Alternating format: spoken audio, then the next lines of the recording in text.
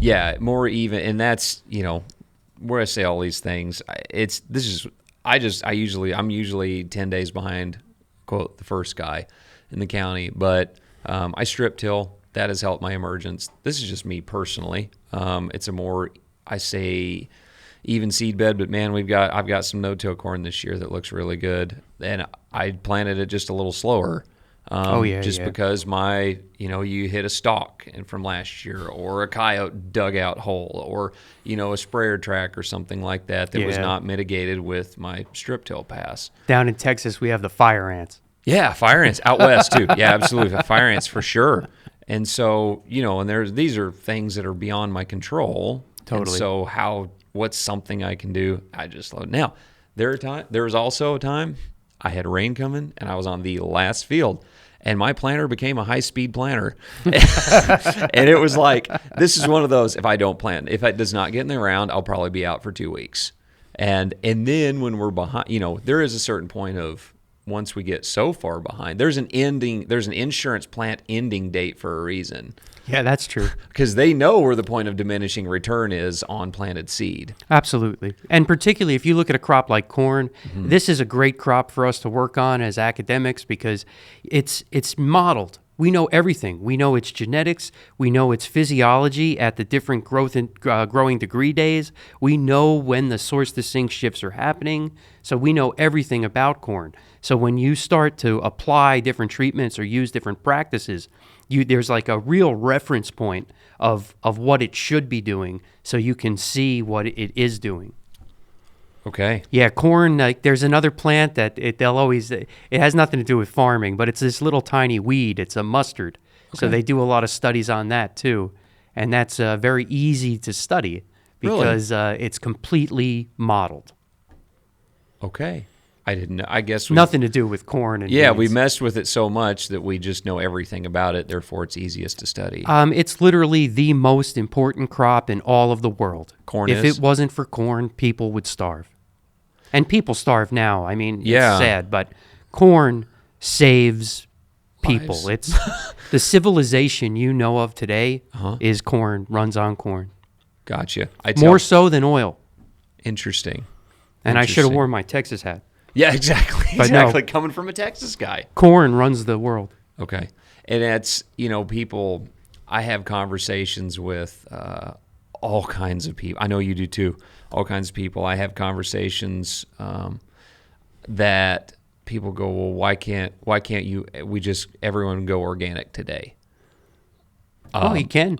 I mean, we can. Do you know how many people would die if literally all herbicide and fertilizer was outlawed today? What would happen? How many farmers wouldn't know how to raise a sufficient, not substantial, sufficient crop? I don't know. I might be a little bit older than you, but I grade early. Sure. And I'll tell you, even my generation, and I would have to say all of your generation, they don't know how to farm pre-glyphosate. Sure. So now that's absolutely accurate. It's the old timers that are going back to using pre-emergence and getting into those biceps and oh man, there are cultivators being pulled out of windrows right now. I have had conversations with guys like, man, I'm just going to row cultivate this because I don't know what else to do. Yeah, and then they go ask dad or grandpa, hey, how do I set this thing? Right. So, see, I'm a total plant guy. I'm not really, I don't have opinion conventional versus organic. Right. I want a happy plant. But I'm in all sorts of countries. So now I want to say we're at 72 different countries that, I've personally worked with farmers and visited.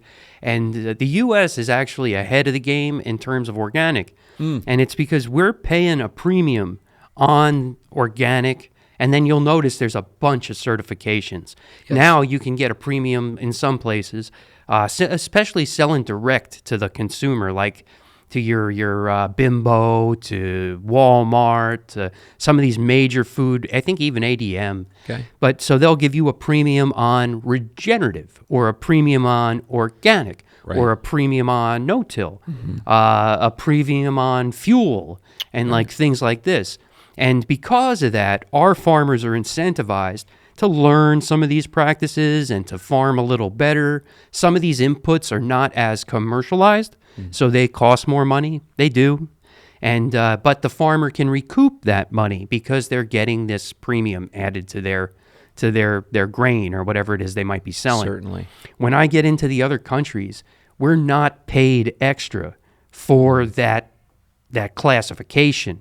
So it makes it almost impossible to farm any other way than the cheapest way, or you really start to cut into your ROI. Gotcha. So we are leading the pack despite our That's great to know. GMOs and our herbicides. Well, and man, I don't know a single farmer that loves to go and spray herbicide. No, we don't want to touch any of that stuff. If I could push a magic button right now and never have to do that again, I'd beat that thing to the ground. Oh yeah, absolutely. And so, I think there's a great, and this is a great. Guys, if you've liked the information that you've seen so far, go ahead and check out the full-length podcast on our YouTube channel. Be sure to subscribe there. It's also on all the major podcast platforms. We're constantly dropping info and more content on all the social media platforms, TikTok, Instagram, Facebook, etc. Check it out for a lot more content.